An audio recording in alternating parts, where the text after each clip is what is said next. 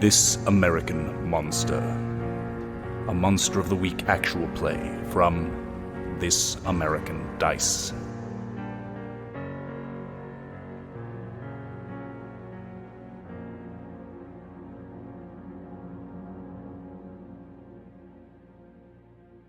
Yeah, but so we see all this stuff happen to Ashton where it's like we see him die. Does Ashton have any luck points? I do have all of them. Could you spend one to not be killed? Oh, I suppose. Can be bothered to do that. Mm-hmm. Yeah, and I think that like lessens the wounds or whatever, right? I'm going to say that you just avoid this in that case.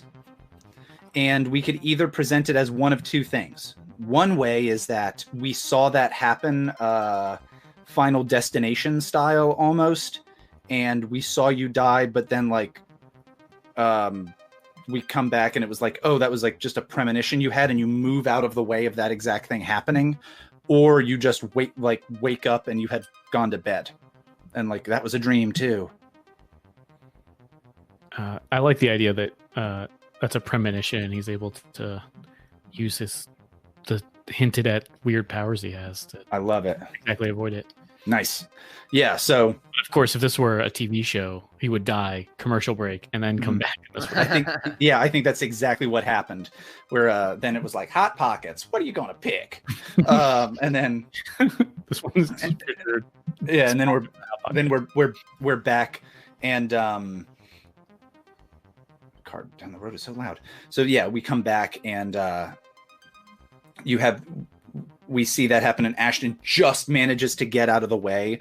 And the way we extra see that would have been deadly is like the knife, the chef's knife, the largest one in the block is like out, and when the toaster oven hits it, it jams it several inches into like the hardwood floor. Mm-hmm. And it's just like right next to your face. And then just hilariously, the toaster oven goes ding. Like whatever you were cooking is done. That buzzing like recedes. So did he get stung on the shoulder still? I think when he goes to look at his shoulder, yeah, he did get indeed stung on the old shoulder. So yeah, he's just like shaking and freaking out. So Darkblade, I think we're going to start with you again, just for a second. Who is the person sleeping on the couch? Is it George, the doctor boyfriend? No, George is getting he's getting Brian's room. George is getting Brian's room. Okay, so it's Cody Cody is sleeping on the couch. Yeah, I kind of overpromised to Cody there. I did say it would be Cody, we'll change the name to Cody's room, but I overpromised a bit. We got to keep a little bit of a better eye on Brian, on the other guy, and make sure that he's comfortable so he doesn't leave in the middle of the night. Okay.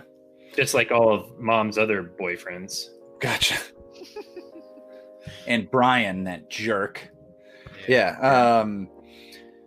So when you get up and kind of or when Mr. Welker calls you, oh no, you said that you were calling everybody after your dream.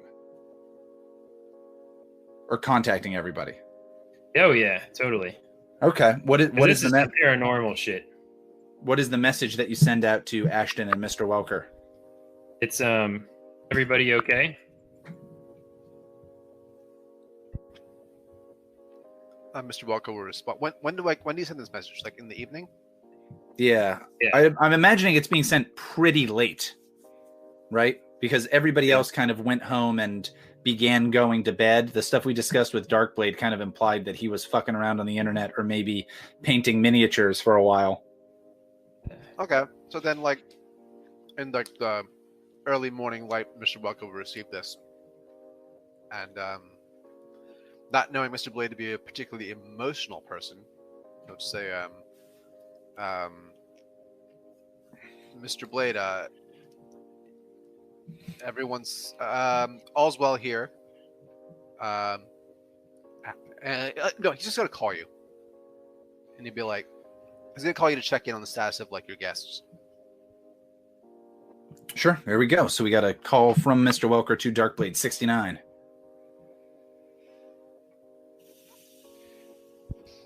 Hey, everything good over there? Yes, of course. How are the guests? Did everything go well? Was the night smooth? Yeah, I haven't checked in on everybody yet, but seems like this is the real deal, man. He'll say, of course, Mr. Blade. I know you're new to Lorecorp, but with us, every case is the real deal. No, I mean this is a real. I mean, you remember we've been together before and eaten some nothing burgers, but this is some scary stuff, man. I think we're messing with something really powerful here. This is no Panther. We're gonna fly off in a helicopter. I think that this is something that we may not be prepared to grapple with. And Mr. Welker will relent a bit, be like, I understand, Mr. Blade, that we've seen some very untoward things, and those people at your house are in real danger, and you're what stands between them and whatever grisly fate awaited their friends.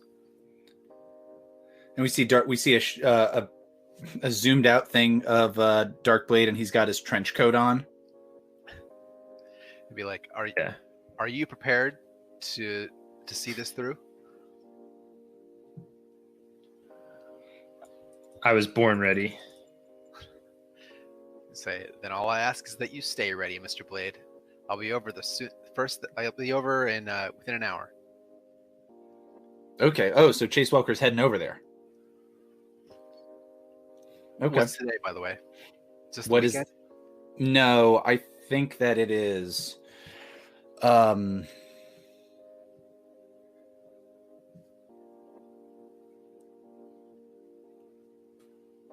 or evens? Evens. Okay. It is Wednesday night. Well, Wednesday morning. Yeah, now you're moving into Wednesday morning. Yeah. Yeah. He said, I'll be there within an hour. Okay. Wednesday morning? So Wednesday night, I think now. Yeah, fuck it. Yeah, it's Wednesday morning. Yep. Yeah. Alrighty. Okay, so you head over there. Ashton, what is your response to that, if any? We could also just say you were shaken by that and you went to bed afterwards, or it's up to you. If that makes that easier, that's fine. Okay. Yeah, this one's up to you. It also could be easier to just say, like, maybe Mr. Welker calls and says that he's heading over there and he can pick you up as well. I'll toss that out. Send out a group text, be like en route to Mr. Blade's house, and I'll just wait to see if Ashton responds. Yeah, sure. Then let's get in the Welker mobile. Okay. Yeah, so maybe in that time between when Ashton is kind of getting dressed again and Mr. Welker picks him up, we just see Ashton maybe like picking the stuff up off the floor and putting it back onto the countertop, and he tries to get the knife out of the floor and it just cracks the blade off the thing. So now there's like this like jagged piece of metal jutting out of your wood floor that you're like, oh, it's going to hurt my security deposit. Yeah. And I think even when Mr. Welker gets there and he sends you a text message like I'm downstairs or whatever, when you go to leave, it like catches the cuff of your pants and like rips part of your pants, and you're like, oh, damn it. But yeah. Just got these. I just got these. Oh, good I thing. want Welker to notice this at some point. Just like make a mental note of like, still a kid. Yeah. I'm surprised he doesn't have grass stains on those knees. Am I right? Oh, kids. We see the van roll up to Darkblade's place. And I think when you guys get there, you see... I think... what's his name? Cody is outside, and he's like outside on the front step of Darkblade's mom's house, and maybe he's smoking. I was just gonna say, smoking a cigarette. He's in a wife beater, denim jeans. So, Country song playing in the background. oh yeah, I think Cody is there, and he's. I don't think that's happening, but Cody is. Cody Brinzo is. He's smoking Darkblade vapes, right? Yeah. Okay, so then I think that this guy is smoking. Oh, we've also had other times where Darkblade's smoking clove cigarettes. Of course. Yeah. I Okay. mean, both are sweet and delicious. Yeah, so then That's this the whole guy's point of smoking. this guy's just smoking like menthol cigarettes or something like that, and he's outside and he's kind of sitting on this stoop, and he looks very kind of he hasn't turned the light on or anything. It's fairly dark. It's maybe like 2 or 3 in the morning when you get there. Maybe pushing. Yeah, fuck it. We'll say it's 4 or so. The sun's going to be coming up soon. So 4 or 5. Hold up. You're saying that Welker and Greene get there at 2 or 3 in the morning? Yeah. Do you think it would make more sense for it to be earlier based on the timeline? I had just assumed that I got this message when I woke up. Oh, I thought that you were like responding to that. That was the confusion with the morning thing earlier. I see. Okay. I was like, if Darkblade was doing all this stuff at like 3 in the morning because he's been playing with his figurines, even if Welker had a late night, he'd still gone to bed by then. So like when he gets up in the morning, that works perfectly. You know what it is? You maybe like hustled a little bit in the morning. And so, yeah, we could say that this just is like very early Wednesday morning. Cool. Like first light Wednesday morning. We're on the job. So when you guys get there, you see Cody Brinzo smoking a cigarette on the step. Now the issue of whether the light is on is not as big of a thing. But yeah, he's kind of sitting outside and he's like, he'd be like, I couldn't sleep last night. I kept hearing things. And I'll say, Cody, I assure you, you're in the best of hands. Mr. Greene, would you mind looking after Cody while I go talk to the man of the house? Oh yeah, sure. And we'll like split ways, and I'll go inside. Okay. For Darkblade. And I think we stick with Ashton and Cody for a second. And he looks at you, and I think he'll say, like, your pants are ripped on the bottom. Oh yeah, I had some hot pockets last night.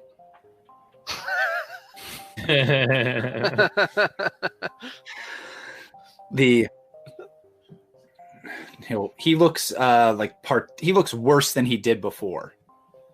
Like he looks like he not only hasn't slept, but he looks very stressed out. Like he looked bad earlier, but now that he looks far, far worse. Yeah, so Ashton's like, I guess you had a rough night too then? He's like, something's this weird fucker is doing something. I can hear, like, at night I heard voices when I was trying to sleep, and I could hear some kind of buzzing, and I could have sworn I saw something moving around in there. He's like, what are we doing? Where are we going to look for this guy? Where is this thing? And you said he was wearing like a wife beater kind of thing, like an undershirt? I think he's just wearing a t-shirt, but we could have him wearing an undershirt. Absolutely. Yeah, especially if he's wearing an undershirt. Ashton's gonna like maybe try to like I don't know, discreetly look to see if he has any of these like hornet or bug bites on him. I don't think he does. No, certainly not that you can see. But he is talking about like hallucinating and like seeing images, and like he's like, there was somebody in there. There was something moving around. I couldn't find it. I thought somebody. Yeah. Oh, he'll say, I thought somebody was looking through the window. When I got up, there was nobody there. Yeah, I think we all had some pretty weird nights last night. He's like, we need to do something about this. Where are we going next? Come on. Well, yeah, probably somewhere really strategic. Like when Mr. Welker comes back, oh boy, you're gonna be real real impressed. And I think he does like the Nick Burns your company's computer guy thing of like, oh, come on. And he like goes inside, throws his cigarette in the bushes. Mm-hmm. All right. So meanwhile, inside, and I think Ashton, you can just Ashton and Cody can join whenever into this. Inside, Darkblade's mom is like, when you guys get there, pretty soon, Darkblade's mom, like after you're around for a second, she's up and she's like Herbert, there's coffee and such, and there's tea if your friends don't drink coffee, and there's not any more orange juice, but if you want this and this, and she's like telling you these things. And so at that point, Lauren probably kind of like comes out and she tells you give me a second, and she'll get dressed. And so pretty soon up, like all of these folks are like up, and everyone looks kind of rough. Of the three of this friend crew, George Conti, the doctor, kind of looks. He looks haggard, but it just looks like normal lack of sleep haggard, as opposed to like, something's crazy happening. So this is all apparent, like at an examination. You don't have to like roll to know this. No. Okay. So like once everyone's in the room, Mr. Welker will say, judging by the looks on your faces, I think we can all agree the situation is real, and that we need to be taking it seriously. I'll say, was anyone in physical danger last night? Is that when Ashton comes in? Yeah. So you hear, was anyone in physical danger last night? Is the line that Ashton enters on. Anyone who says yes, I'm going to ask them, like, explain what happened.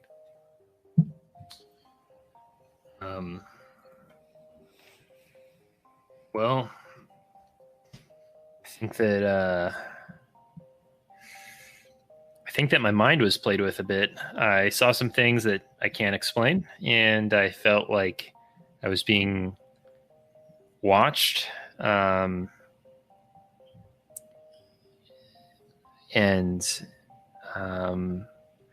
mean, I was online, I was doing some research, and that odd script that we saw the other day, I saw it again. And Cody will say, like, that weird code that comes up, the symbols that shouldn't be there. Yep. He's like, yeah, somebody was looking at me through that window, and he'll point to like one of the main windows in the living room that you could see from the couch. He was like, somebody was staring at me through that. I got up to see what was going on, what the fuck was happening, and nobody was there. I'll say that does sound very alarming.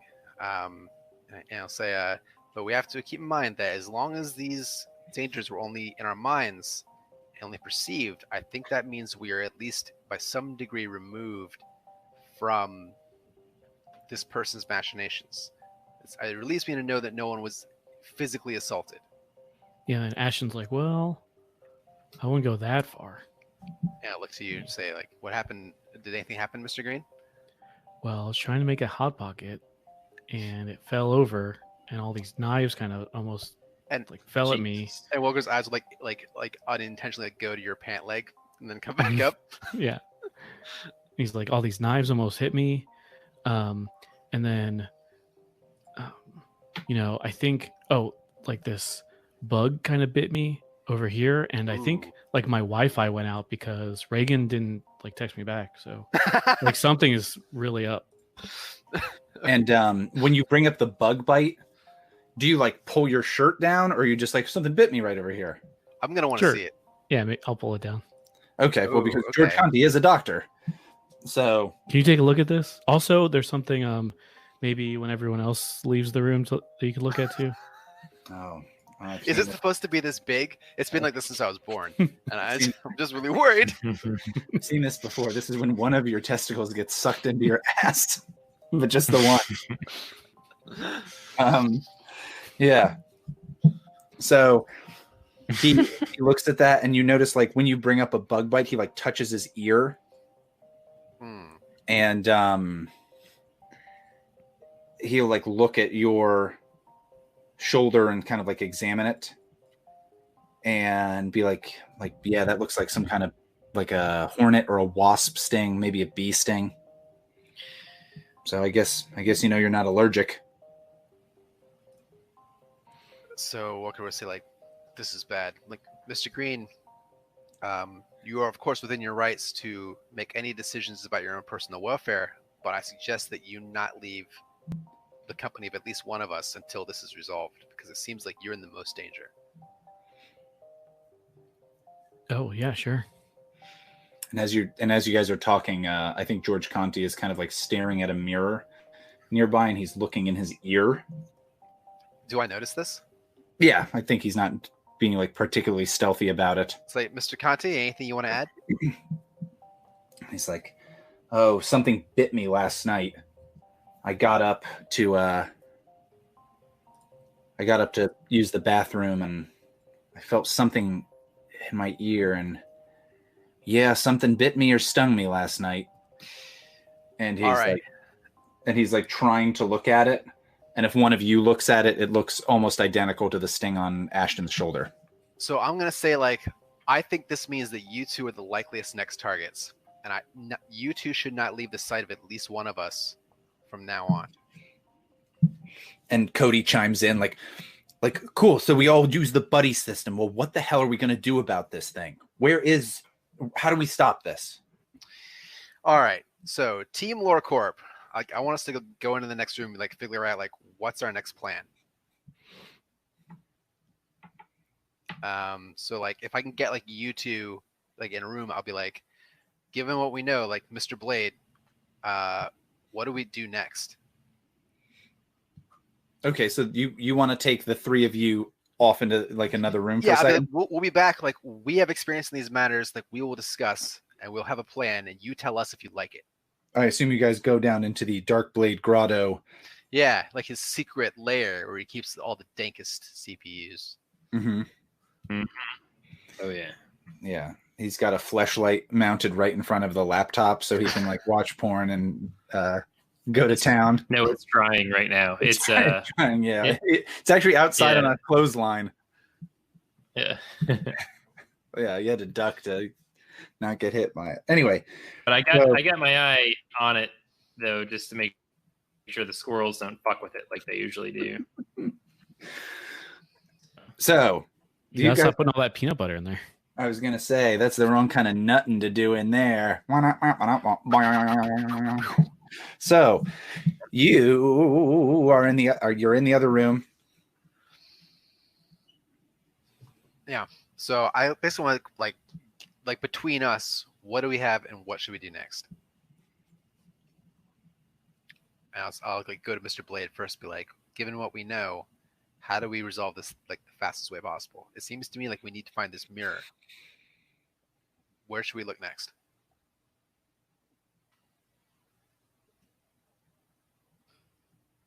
I think we need to go back where the suicide happened, and we need to see, and we need to look at this with fresh eyes. We need to find this mirror before it's too late.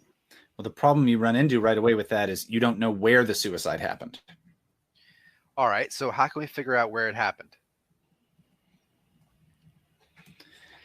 This sounds like a investigate a mystery roll, and you're like carefully putting all the clues together, Darkblade 69 style, with a bunch of twine and stuff on a cork board.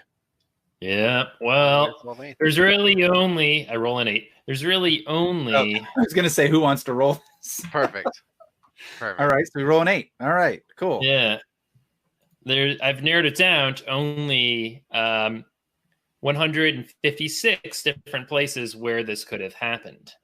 And I mean, Lore Corp has a lot of resources. We can just start visiting and start comparing, with the video. Is there a video? Didn't someone see a video? There absolutely is a video. That's true. The video is not super helpful because it would be the equivalent of like a video of the room I'm in. And you're like, hold on, where could that be? Well, there are shelves and there's this and there's this. Like, all right, you're really going to have to know a lot to figure out where that is. So that part's not super obvious. One thing is you have some clues that are like, well, there was a fire that was there, and theoretically, if no body has been found, it has to be in a place where not a lot of people would go. So like you can start to like weed out certain general areas. But is the question you're going to try to answer, where did it go? Hmm? I'm sorry, you said yeah? Yeah. Okay. So I think that Darkblade can tackle this, and maybe the other people, I'd like the other people to chip in with some ideas here as well. But if you piece together some of these images that you found in these different spots, you can try to figure out a general area where this occurred. And basically where you can use these images as clues. So you've got that image of like this nipple, you've got this image of like that pyre, you've got an image of a wasp, you've got an image of all these different things. And if you try to piece them together, you're like, okay, it would have to be a place where this stuff where this fire wouldn't even be noticed, where if there was a dead body in the place, nobody would notice for like 2.5 weeks. It would have to be where in that video there was a lot of screaming, where that screaming would go unnoticed, but it also would have to have some connections to these things. One of the big deals is you look at like that pyre, and you look at the hand over the eye, and you start to realize like, wait, there is an old area of the city that was kind of like a light industrial area. And that has kind of like a smokestack that could maybe be could kind of take the place of that pyre. And it has like an old, you know, those huge power lines that are like out in the country that are like the massive you know what I'm talking about? Those like massive, they're not just telephone poles, they're like enormous, almost towers. Ultra telephone poles. Yeah, I don't know what those are called, but if you look at that, you know that there's out in that area, there's one that's like broken, and like it's like kind of crashed down, and it kind of does look like a hand that's kind of like reaching up, and over the moon it could look like an eyeball. And you kind of you kind of piece this like imagery together to figure out that most likely this occurred in this abandoned industrial, like light industrial area that has a nickname of the Wastes. Well, how perfectly foreboding. Yeah. So that's the kind of the clue that you got. Gotcha. So, but that area is still kind of big. So it's not like, oh, it happened in this house. Instead, it's like it happened in this neighborhood. So you've narrowed it down significantly. But you haven't found like an exact spot. If that makes sense.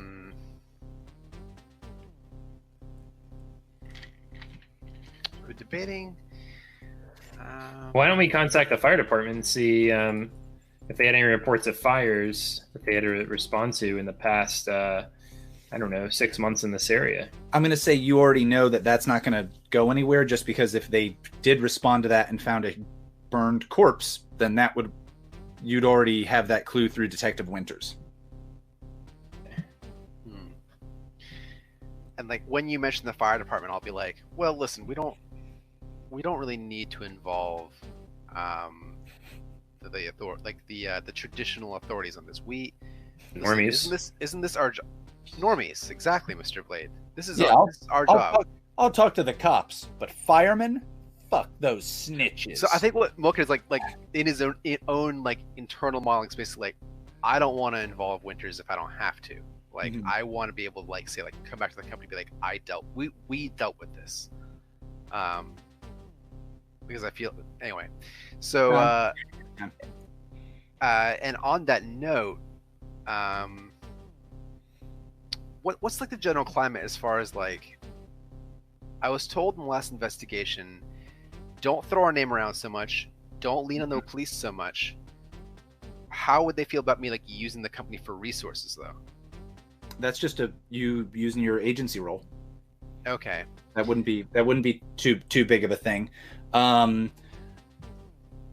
if you do it a lot, you could see like going forward they might start to view it as like, oh, this person, almost like that you're a bad manager if you constantly need corporate to come in here and deal with the problem, kind of a thing. Do you feel like one a mystery would be excessive? It depends on the role. Certainly, if you do well on the role, they'll be far less likely to be upset about it. Good point. Okay, so before I do that, I'll ask the team, like, how can we narrow down where we're looking? Like, can we like use like how many of these like residences are like lived in? Whether any of them are like vacant? Can we find the information out somehow? So I think just pretty easily you can figure out that like the Wastes is an old industrial area. Like So it was a nobody lot of lives like, there at all. yeah, it's not really houses. There are probably like some housing units nearby, but they're abandoned. There are like factories and the kind of thing that you'd go by and be like, oh, this used to be some kind of plant where they built this, or like a place where and in fact, you know what? You know what's nearby? That quarry where you guys looked and found nothing. That's even nearby there. Oh, gotcha. That's close. That's one of the few like operating things in that area. That's like on the outskirts of it. Absent any other ideas then from either you guys or from just this role, my next plan would be like for us to canvas the place, like splitting off into teams of like 2 or 3. So you guys get back upstairs with this idea, and you want to bring this whole crew of people. You want to bring Lauren and Cody and George with you? Yeah. Okay, and that even works up for each of you to pair off with one of these folks. Yeah, no, perfect. Yeah, Awesome. at least by 2s. Cool. So yeah, you hop in the old Welker mobile and head to the Wastes. And so the Wastes is kind of on the outskirts of town, like Palmetto City proper. And I think like the way the city had been set up, they started building this area somewhat on the other side of like very poor neighborhoods. And because they could pull in from those folks as like work, like a labor force. And then beyond that, the noise and whatever odor and whatever blah, blah, blah, like trucks going in and out, those poor folks would have a harder time complaining about it. But once those things went bust, one of the things that happened, once those businesses mostly went bust, one of the things that ended up happening was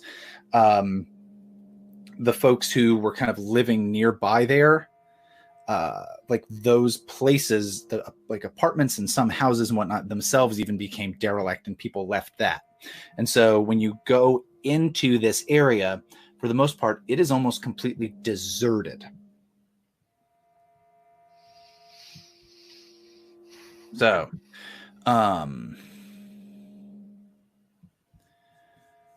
yeah. So, could somebody roll read a bad situation for me? That's cool, right? Sharp. Sharp. How about one of you guys do it? So, how about not Dark dark? Blades. Yeah, not me. I was just going to say, Give me a you little just rolled the bit. other one. Yeah. Oh, I have the worst sharp, but I'll do it. Perfect. Been rolling pretty well tonight so far, so this should be fine. Speaking of XP, it's right about time for you to disappear. Yeah, and, I did get a 6. You did get a 6. All right. Does anybody? Okay. Cool. So what is we doing here exactly? You're like looking for. Yeah, you're just trying to like look around and figure out as much as you can about this neighborhood, I think. Sure, like you're looking at like a map on your phone, but then I turned the phone right side up because you were looking at it upside down. Yeah. Well, more I think the issue is maybe like Ashton is, Mr. Welker is driving, and can maybe provide some additional stuff. Maybe pull Ashton up into the front seat, have him and Darkblade switch seats, so Ashton can like look more easily out at what he's seeing. 11. 11. Pretty damn good. All right. So you get to ask one of those questions. Okay. Yeah, it seems like we're asking what's the best way in, right? Is that what you're Does that asking? make sense? Yeah, does that make sense? Yeah. Does that translate? Yeah. Is that what? Cool. Are you asking me or the other PCs? Every player, everywhere. I think we're trying to find where this thing was, right? So Sure. Okay. what's the So best way in? you know that at all of the places kind of so far associated with Alan Graves, there have been these symbols. If you can further find some of these symbols, you can begin to essentially triangulate where this is. Yeah. So what you're going to have to do probably is canvas this and try to find these symbols. Within game terms, we're going to have to make a certain number of rolls. And once we've made that number, then we will have been able to triangulate where this is. If that makes sense. Cool. And that number of rolls is based on the number of the symbols you guys have already found. So like the more you found of them, the lower this number was going to be, because it's like, oh, we already know it. We kind of like are more in the know about what's going on.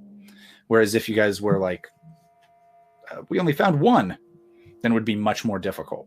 You'd kind of be wandering around for a long time. So at some point, you guys find a spot to get out of the car, and where you're like, okay, I can definitely see where that power line thing is that kind of looks like a hand. I can definitely see that smokestack that you could argue looks like a pyre. And so based on that, you can try to like start canvassing there. So are we splitting up into 3 pairs? We've got us 3, Lauren, George, Cody. That's it. Yes. I feel like the optimal Scooby-Doo solution to this problem would be to have 3 teams of 2. Let's do Welker and Ashton, Blade and Cody, and then the boyfriend and the girlfriend. So you're putting them by those 2 on their own without one of you guys. Yeah, I'd love to see what kind of horrible shit they ran into. Okay. Awesome. Okay, so Welker and Ashton, Darkblade and Cody, the code team, code squad, Code Blade, and Lauren and George. And I think like maybe Welker's head, like being next to Lauren means he's like less susceptible to be hurt because she's not supposed to be hurt herself. Okay. And I think George is fine with that. I think Lauren has a little bit of trepidation about that situation because you guys had kind of promised to protect her. And so she's fine with her boyfriend being there. She probably wants him to be there. But the fact that you guys are like, anyway, you go on your own. Like wait a minute. Well, I mean, I literally came up with that pairing in like a second and a half. So if anyone's got any better ideas, go for it. We can go with it. That seems fine. Okay. All right. So then in that case, as you guys begin, I have to not do this as Frosty the Snowman. When you begin to do this, could you go ahead and roll plus weird for me? All right. No, it's plus sharp. Plus sharp. Oh, well, now my All snake right, I eyes got a are 9. 4. So Is that Darkblade everyone or everyone. So Darkblade got a 9. Mr. Welker got a 4. 10 for me? 10. Okay. So this is somewhat difficult. But the good thing is, Ashton, you're getting what you want. Okay. So, yeah. So you guys go forward, and maybe in fact, as you guys are chatting, you make some realizations. Ashton, you kind of figure out like, hey, and maybe Mr. Welker is thinking about this too, and you guys are maybe kind of each contemplating this. This seems like the kind of place where there'd be a lot of homeless people, and there are none. The place is entirely deserted. Like there's nobody here. And in fact, there's even that creepy thing of there aren't even bugs. Like you don't even hear cicadas or birds or anything like that. So that creepy aspect is going on. At some point, the two of you are separated from one another. Who? Mr. Welker and Ashton. Just because give I you- rolled the snake eyes. Because you rolled so poorly, yes. But because you're together, the funny thing is, rolling better would mean you're not separated. But since the two of you are the two people, you are separated. But yeah, so take a minute to think about what could have made the two of you end up being separated, especially given that Ashton actually was fairly attentive with what's going on. Sure. So think that over for a second. I'm going to go to Darkblade. Absolutely. The Darkblade, you got a 9, right? Yeah, I got 9. All right. So you're with Cody. You get one of these options. You can either get a clue as to where this thing is, or you can continue to be with Cody. Ooh, fuck me. Look at that ding dong. I'm going to continue to be with Cody. You're going to continue to be with Cody. As much as I am love knowledge, Cody and I have bonded. All right. Okay. So I think Cody will, as you guys are walking, you're looking for stuff. You're trying to use your phones as lights, maybe. I think Cody is just saying like this is real messed up, man. I don't know what kind of sicko decides that he's got to make this lady be all by herself, and then the way that he does it is he starts, I don't know, all these people start dying. It's like a curse. It's like some kind of curse. And that lady at the college said that this is witch stuff. So if this is some kind of magic that he's looking into this, well, we got to make sure it doesn't go any further. If we can't find this thing, we have to make sure that this doesn't go any further. I agree, but we also have to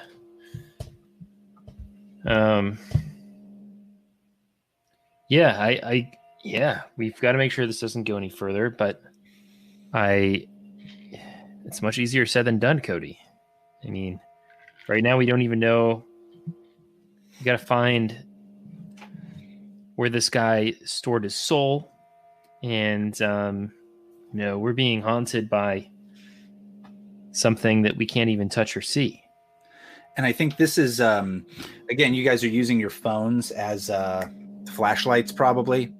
Mm-hmm. And maybe Darkblade kind of does this, and he looks at his phone and he notices he's actually got full reception. And he's like looking around at a lot of some of these buildings, and he was like, that's weird. I shouldn't have full reception here. I should at least have bad reception.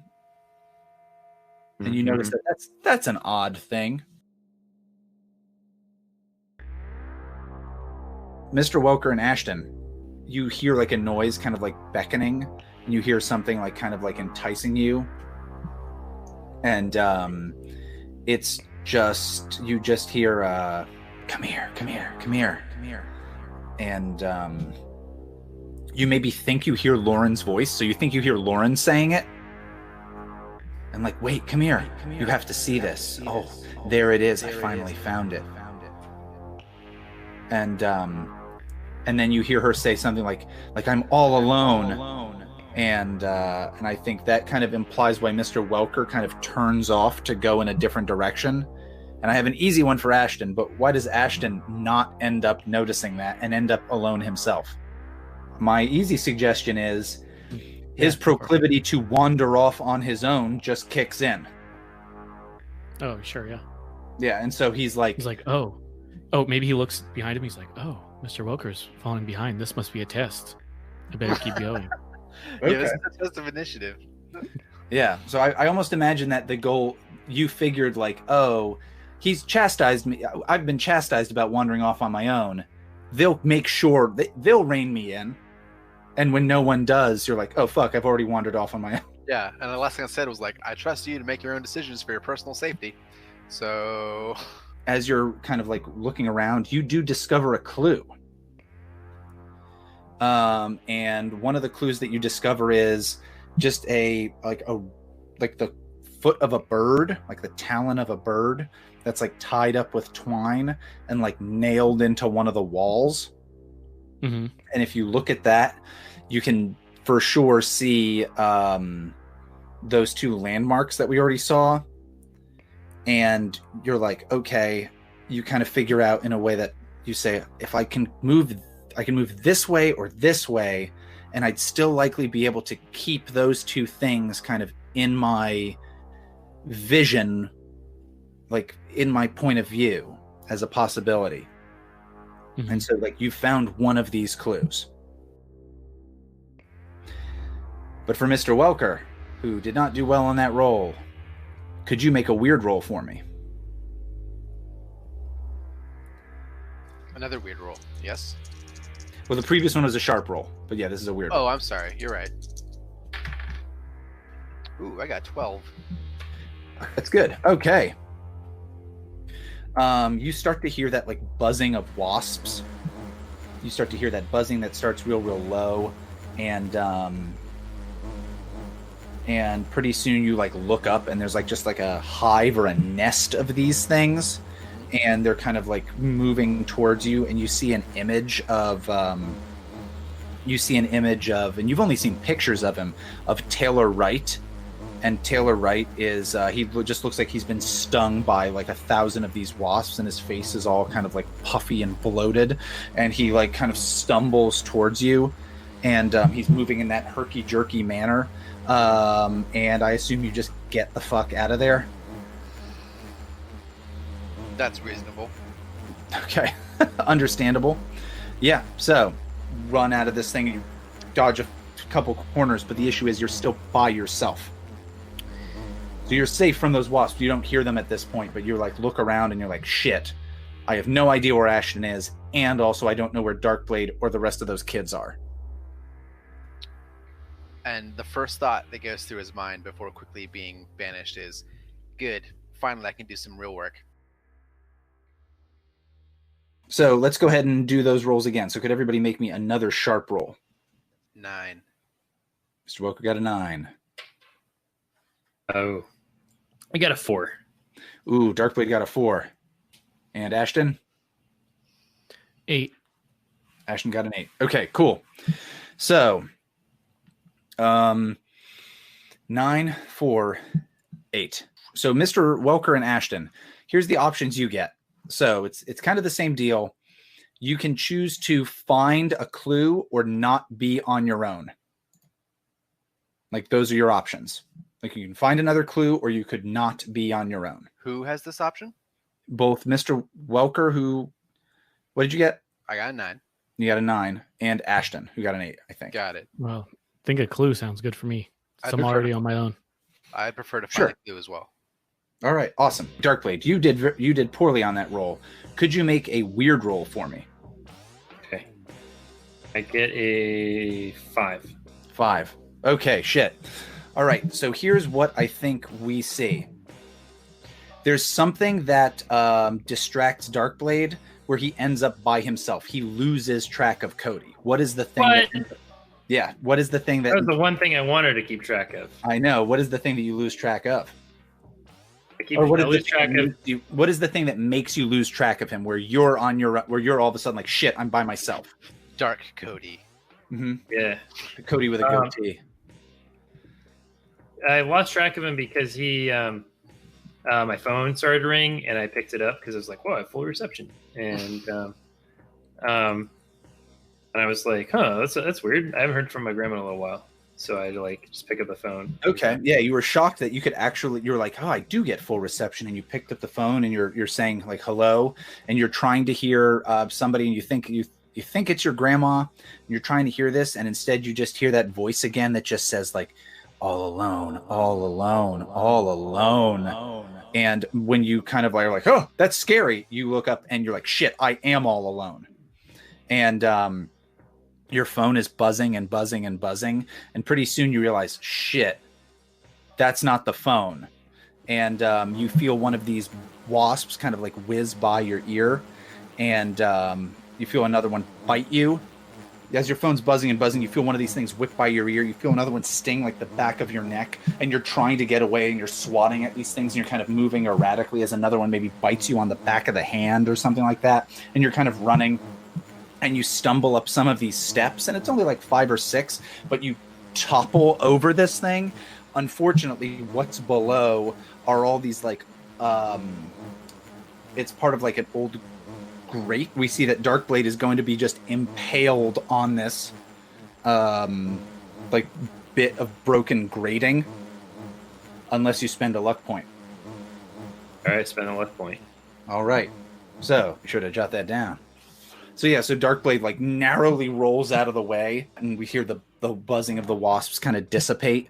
But again, he's like breathing heavily, and he does not see where Cody is. Cody! All right, Mr. Welker and Ashton. So for each of you, what is a clue that you? Well, no, it should be something that is reminiscent of the artwork that we've seen before. What's like a clue that you found?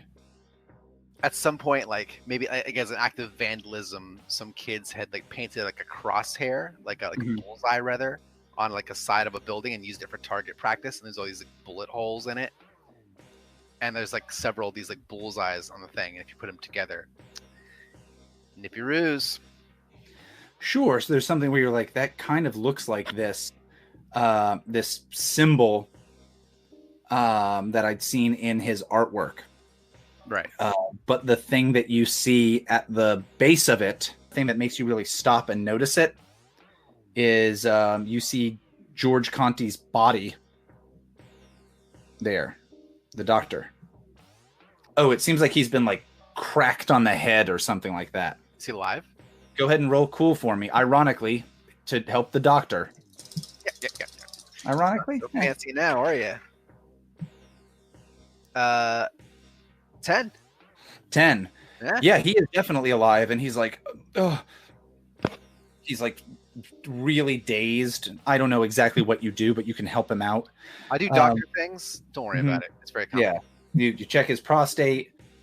Dr. George Conti, you can like kind of wake him up, and he like by helping it, you can help him out in some kind of way and kind of get him in a position where he can kind of be sitting up and be in a position that's kind of good for if you just suffered like a concussion, basically like a massive concussion. And he'll be like, I got hit on the head. I think it was Cody. Cody? He's with Mr. Blade. That can't be right. I don't know. I didn't see that the guy with the beard. I think I felt that, and I heard Lauren scream, and I think I saw Cody, but I don't know. Where's Lauren? I don't know. What do you know? Well, yeah, he does a song number. No, he's like, yeah, you realize he can tell you, he can basically like, in the end, give you the assurance. Yes, it was Cody that hit him with something. All right. Yeah. I'm gonna call the other my other two team members, like on the group chat. Sure. One moment with that. So Ashton has also found one of these clues. All right. Yeah. He's got one that's a wasp. And if you can't think of anything, I'll come up with something. But what is it that he finds? I think it's like a mural, kind of. That's on this, maybe in like an alley, like an old brick kind of building, and it's like an ad. It's like sweet Florida honey. It just has a big bee, and all the rest of it's like scratched off, like from the 50s or something.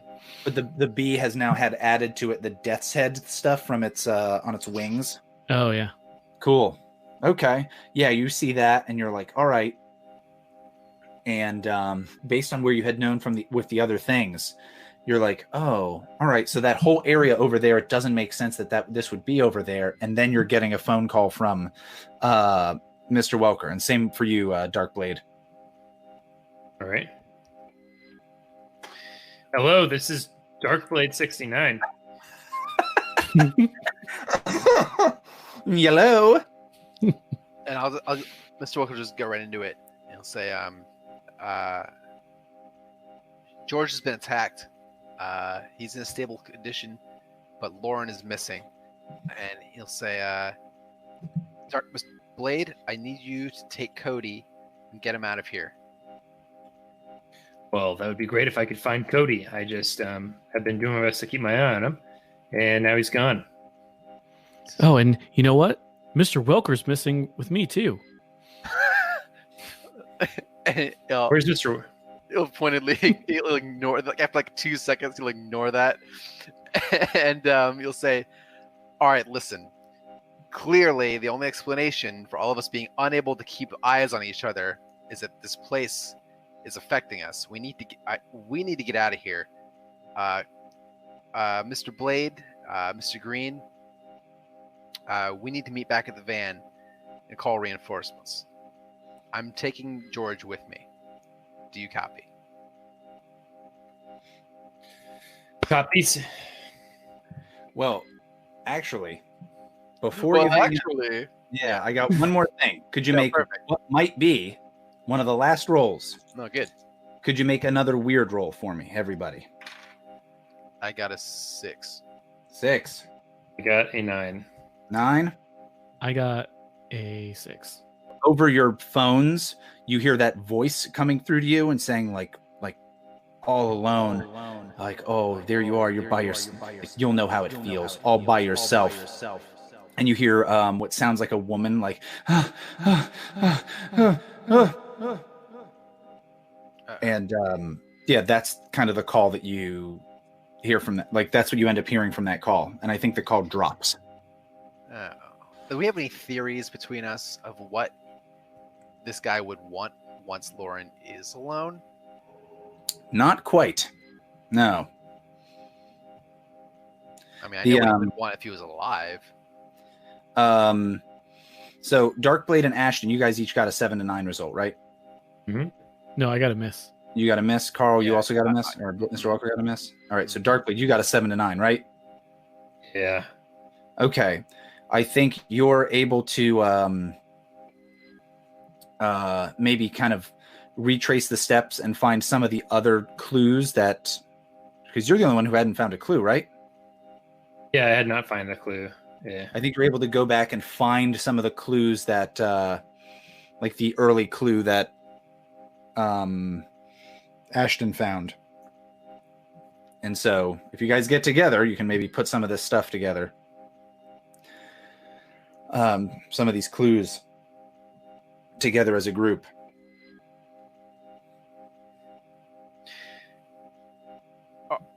Are they meeting up, or are you guys meeting up? Was that enough of a phone conversation to like get you into the same place? Welker's plan is to take George to the van. Okay, so Welker is trying to bring George to this van, and I think this could be pretty interesting. So Welker, you're trying to do that. Ashton, what's your game plan? So I think once that phone call drops, and I'm looking at the, I've kind of figured out everything. These clues kind of line up on this path, and I'm like, all right, no, I got to keep going forward. Nice.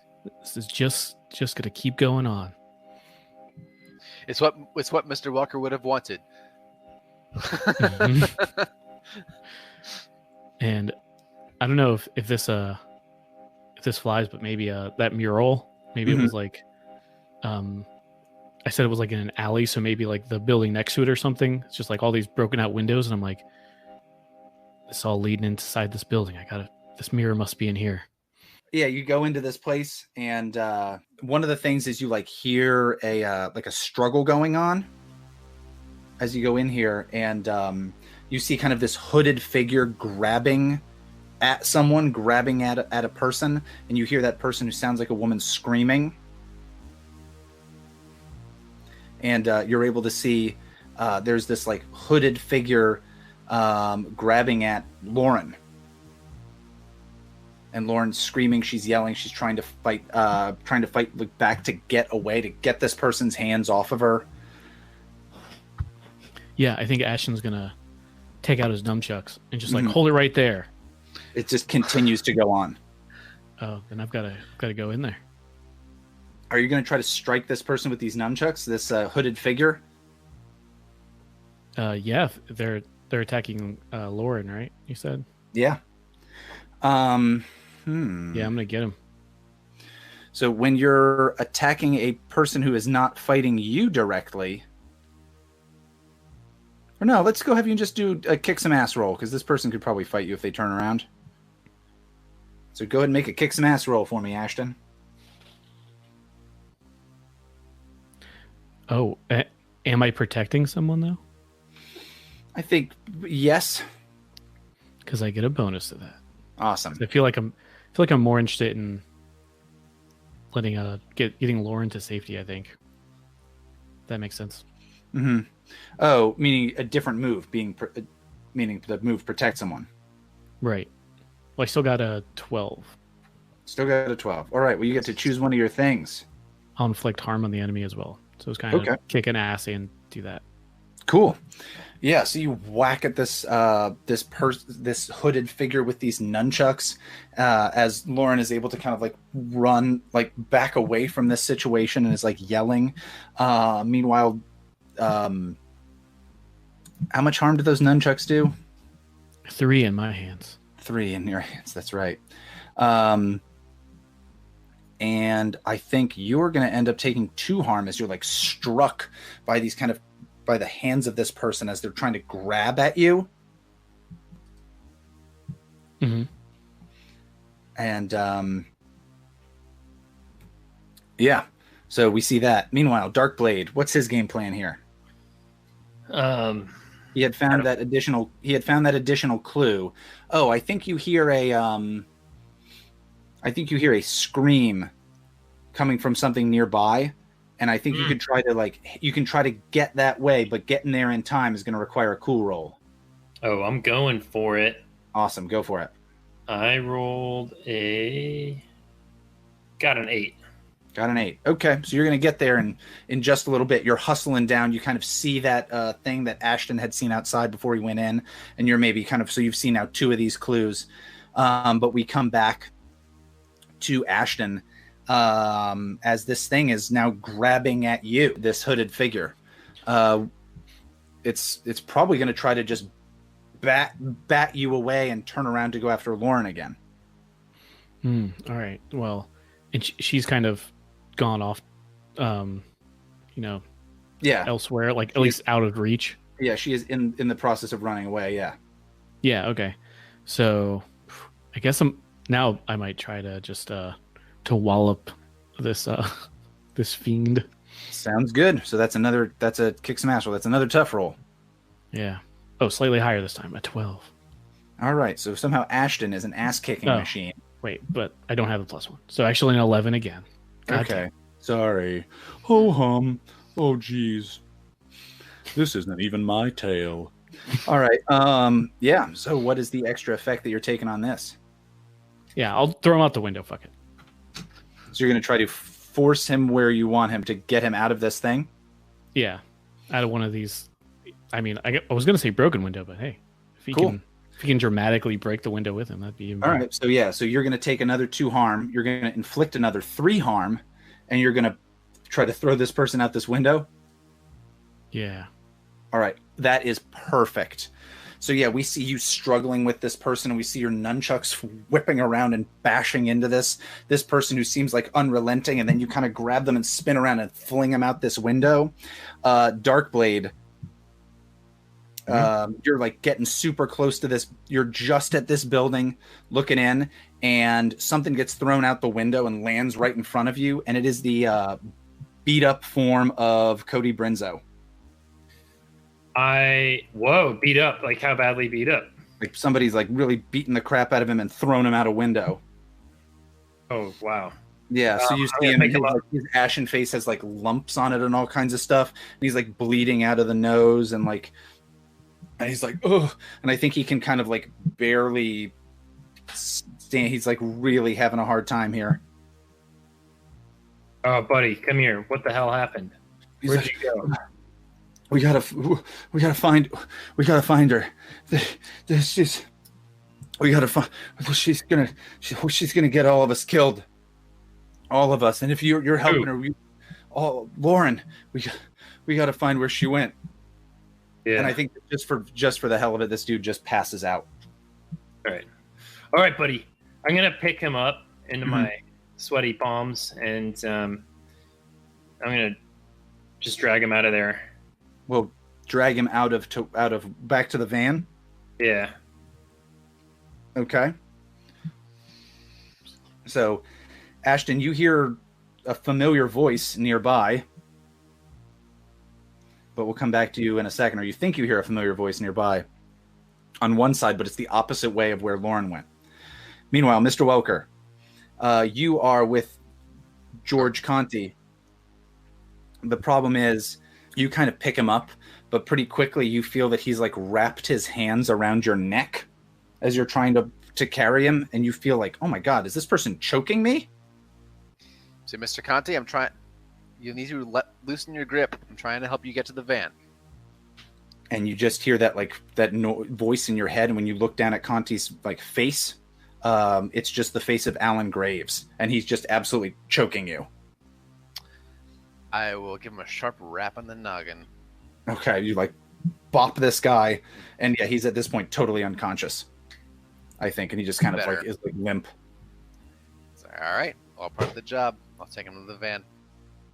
Ashton, are you going after where you saw Lauren like run off, or are you going up back where you hear this voice that sounds somewhat like a familiar voice? I feel he would probably be going after Lauren, right? It's your choice on that. Yeah. I mean, that's what I said before. I was like protecting her. Okay. So yeah, so you head out that way. So I think, Mr. Welker, you run into Darkblade.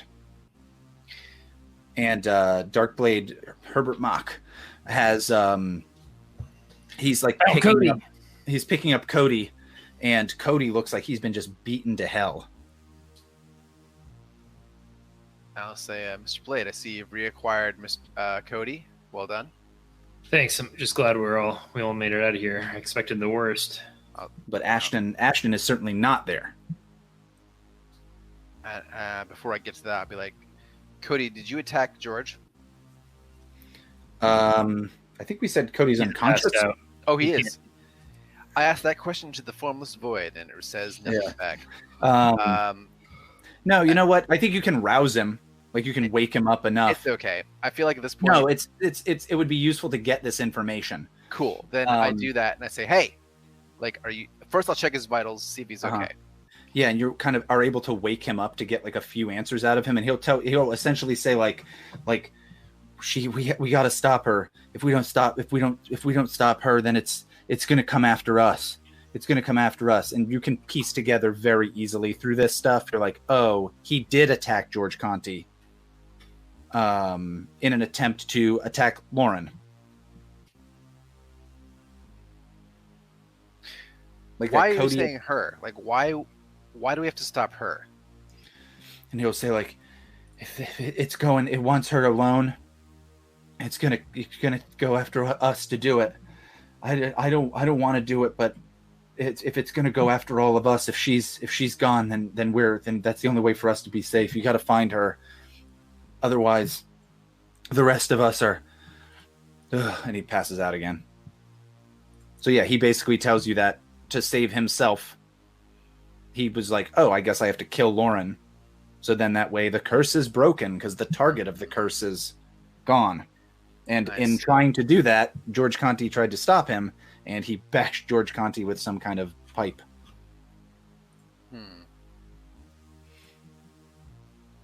Okay. I'll say to Mr. Blade, like, we need to get these guys in the van, and one or both of us needs to find Mr. Greene. And I'll, like, look to him, like, I'll say, I'm going in after him. I'll follow you. I'll say, great. And I'll, like, put these two, like, half-conscious people Where do we put Cody? Yeah. I feel like, in his heart of hearts, he cares more about his team than these people. And B, it seems like if this thing mostly gets by on possessing people, then if they're both asleep, things should be fine. Okay. So you guys, though, do go back to that van. That is the game plan, to put these people back in the van. Put these people back and then go look for Greene. Oh, don't you have like that monster cage in there? Oh, perfect. Yes. That works. I will put one in the cage and like shackle the other one like to like the steering, like the back of the van or something. Okay, that works. Okay, so here's the slight hiccup. I want you guys to find this stuff without like a ton of superfluous rolls. I will say that Mr. Welker and Darkblade, you guys have together now all of the pieces, all the clues in that if you just discuss this on the way back to the van to figure out where you have to go. Perfect. Like as we're doing this, we'll be trading information. Ashton, what is the big danger? You're trying to find Lauren. Lauren is essentially like, she's looking for this thing as well. And she's also terrified. You're trying to find her. You're possibly terrified as well. Yeah, that's right. You said this was spooky, so yeah, you're scared. Yeah, and he's pretty fucked up too. I feel like maybe Cody had like a knife or something because he's in the unstable wound range. Yeah, I think he's like limping and bleeding and everything. Yeah, I think Cody was like hitting you with like a piece of rebar or something like that. And so like you maybe have like a broken bone or something like that. Maybe you got like maybe you got hit on the head to the point where you're like, I'm having a hard time seeing and like getting around. Yeah, maybe it's like hard for him to walk, so he's doing this way too slowly. Like sure. Limping. You're calling out to Lauren. Mm-hmm. And yeah. What's the big danger you encounter? Is it just more of these wasps? Oh yeah, that'd be interesting. Sure. You get to this point, you hear this buzzing, and you kind of like look up and you see this massive like nest or hive of these things, and there's just this roiling swarm of them moving around, and you're like, shit, and you're trying to back up. And as we see you doing that, we see Mr. Welker and Darkblade like kind of like figuring out this stuff, and eventually they're able to pry open this door. There's one door that like is solid enough to be closed, and there's no other way into this small space. And if you guys can pry open this door to look inside, you're hit almost immediately by this weird, gross, thick kind of barbecue-y smell, but also the smell of like burnt hair and other stuff. And you're able to shine lights into this place. And it's pretty dark. It's obviously dark inside. You need lights. But as you like move around, one of you comes face to face with this like, or no, it would be on the floor at this point. You step on something and you look down and it's a candle. And you kind of like look further and you're like, oh man, bones. Man bones. Yeah. So what else are you looking for in this room? The mirror. So you're looking around for a mirror, especially like the one that you had seen, and you can't find anything. You see these bones, you see these candles. Obviously there had been a fire in here. It smells real weird.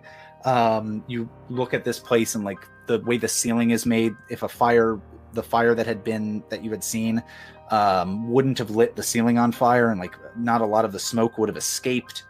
And as you're looking around, the only other thing that you see is like just a laptop computer. You don't see any mirror at all. And we go back to Ashton.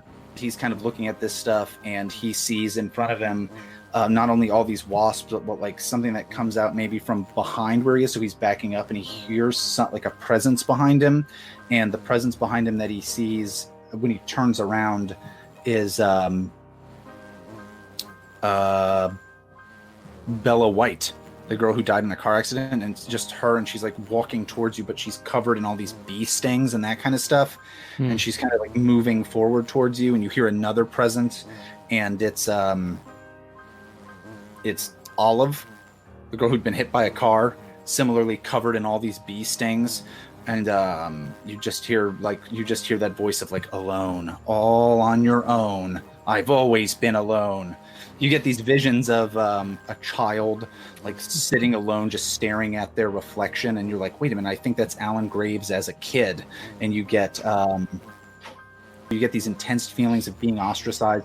You see these like children mocking you, like two young boys making fun of you, and then like in another second you see these two boys like appear, and they're also covered in all these hideous bee stings, and these people are almost surrounding you and getting much closer and closer. Are all these like symbols coming to life? Like this is a hallucination kind of thing? So it seems very, very real to you, and the wasps or hornets also seem very, very real. We hop back to Darkblade and Mr. Welker, and again, there is no mirror in this room with this corpse, but I want to take out my shotgun and shoot the laptop. Absolutely. Right in the monitor. So Mr. Welker pulls out his shotgun. Yeah, that's exactly where you shoot a gun. That's right where you shoot critical the computer. Okay, so this shotgun blasts off, and we see this thing kind of fly across the room. It scares the shit out of Darkblade. Maybe he wasn't prepared for that at the moment, and he was looking right at the computer. So we've got these different victims of Alan Graves' curse, theoretically, or powers, kind of like looming in towards Ashton, and all of these folks getting closer and closer. And maybe Ashton is kind of like swinging these nunchucks around, and he looks over into one of the corners, and he sees like Lauren standing maybe in front of this what now seems like the hanging body of Alan Graves. She sees Lauren standing in front of the hanging body of Alan Graves, and it's bursted into flames, and she just turns around and says like alone, and then we see the close-up shot on Alan's like burning body as if it's on a pyre, like you had said, and we see that, and we kind of go back to the shotgun blast, and we see the computer fall down onto the ground. It was only on like a stool or a cinder block or something like that. And Darkblade kind of hops back and kicks some of these bones again. And we see Ashton kind of look around, and it's as if those phantasms are gone. And he's kind of standing alone. Lauren is standing nearby where you had seen kind of a vision of her, and it turns out like that is her. That's not a vision. And she just is like I saw memories from when he was a kid.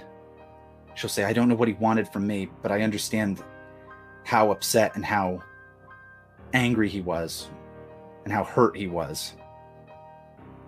But I don't know how hurting me would have helped at all.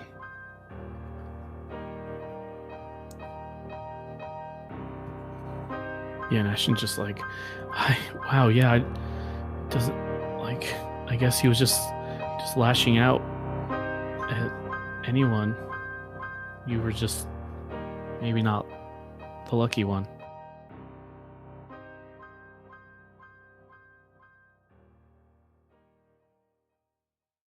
So, what is our denouement for this episode? As you guys, as you kind of wrap stuff up.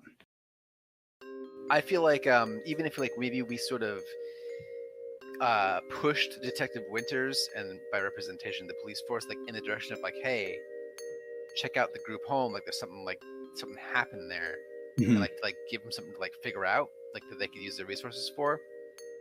But then in addition to that, I would like Welker to sort of withhold the resolution of this from Lorcor. Okay. Be like, oh, like this actually wasn't as big of a thing as we thought it was. Like, because like he has nothing to show them. There's nothing. There's no evidence here. There's no acquisition. Exactly. No specimen, No specimen, no acquisition, no proof of anything. And he'd be like, actually, like this was like not a big deal. Like it was kind of a false alarm. Things were fine. And then he was also hoping to like curry a bit of favor with Detective Winters, being like, hey, like some research suggests the group home had like victims of this thing, but other than that, there was nothing else to find. Ooh, I kind of like that, to be like, okay, downplay this to the Lore Corporation, but kind of get up maybe on Winter's better side of telling him we found this body. Here's this crazy stuff. Yeah, I think he, and even just you, through contacting these people, he can give you this person's contact information, possibly. It's a woman named Beth Carter who like has run that group home for years and years and years. And she can tell you like, oh, there were 2 boys who died here years ago of like wasp stings or bee stings. And if you bring up Alan Graves, she can talk about Alan being like a weird kid who always would just sit and stare at the computer screen. He'd work on artwork and drawings. The other kids, especially those two boys, would pick on him. She'd say, but otherwise there wasn't too much that was odd. Alan was odd, but mostly because he was always alone. And she'll tell you that there wasn't much of anything else that happened aside from, there had been a man who was a groundskeeper or a janitor here who also died when Alan was here, but he died because a toolbox fell off of a shelf and hit him. And so it was a terrible accident, but yeah. And she can even bring you to that place. And I think one of the things you'll see is like an additional symbol. And there may be like 2 additional symbols that you can find if you really search the hell out of this group home. And if you had gone there before, it just would have made it quicker to find where the mirror was. I love that reveal. The mirror being the screen was so cool. But one of the big things is one of the other images seems like a image of a little stick figure person, almost like imagine cave drawing of a person, and another person, and almost like a line, almost like an arrow going from the one person's head to another person's head. What do we got on that? And I think that's the mystery of like, wait, all of the other things related to where this mirror was. This is the only symbol that we found that doesn't relate to the location. I feel like a great final scene for Welker at least would be like, on account of like not having like had a big not having to do a debrief with Lorecore, because he doesn't have to do that. He then gets to go to like his daughter's game on the weekend. He like has like a patching up day with his family. Yeah. I think that's the thing, is we're able to see that soccer game and Tara playing in the game, and Julia claps for Tara when she does something, and in between the thing, Tara's like, "Oh God, Mom," kind of does that number, and we see Darkblade back home painting his miniatures, his Nurgle servants. Yeah. We see a shot of Cody Brinzo, who I think is in jail. Oh God. Possibly. Wait, because he attacked the other guy, and like Lauren and George Conti will be like, yeah, this guy went insane and tried to kill us. Think so? Like, you don't think Lauren would have like given any credence to the idea that he wasn't, or I guess he was in his own mind. Yeah. Yeah. And I think that's the thing that comes out, is this guy makes maybe the mistake of being too honest about that situation. It'd be like a weird thing though for them to like try and describe how they know he did this and why he would do this, and not mention any of these occult things, you know? Okay. Oh, how about this? We see that he's like in an institution. That's even worse. That probably is worse, but at least like a psychiatric center or whatnot, like to help deal with this stuff.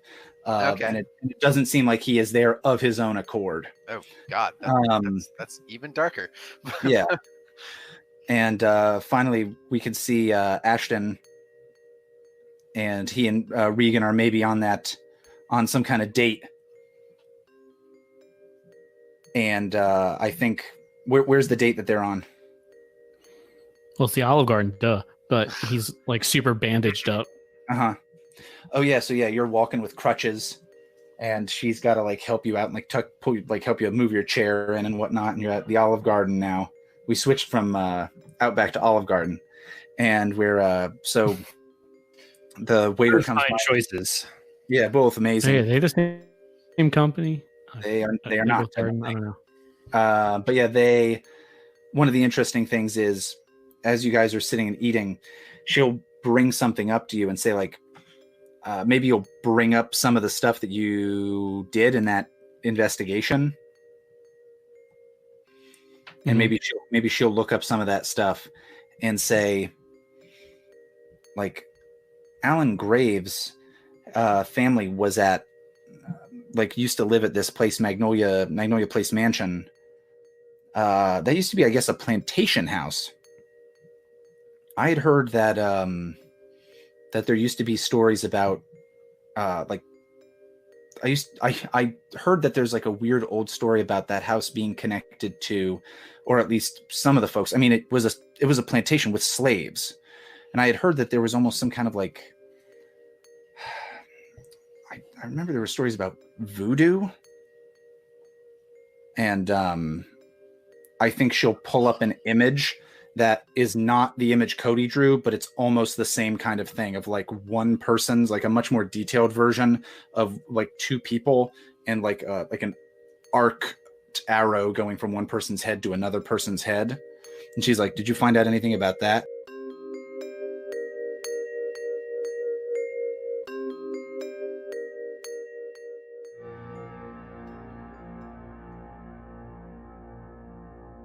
This American Monster is a production of This American Dice. This American Monster uses the Monster of the Week system, a game published by Evil Hat Productions and by Michael Sands. Sundry Charms is Leigh. Chase Welker is Carl. Darkblade 69 is Alex. Ashton Greene is David. And your Game Master is Austin Smith. Our theme song is by Patrick Ross. It's called Sinlude.